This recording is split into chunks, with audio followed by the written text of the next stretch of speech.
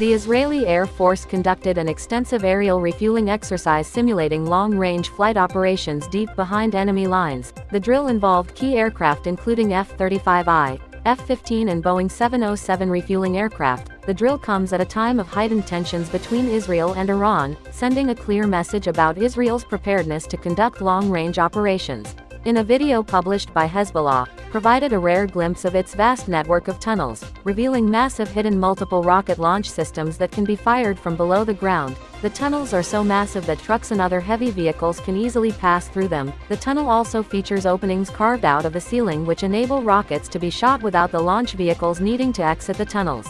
The Rubin Design Bureau unveiled a groundbreaking concept for an unmanned underwater station called Octavis. One of its primary functions is to serve as a docking station where AUVs can recharge their batteries or remain on standby until their next mission. Octavis is designed to act as an information storage and transmission center. Data collected by AUVs can be temporarily stored at the station before being transmitted to a shore-based control center.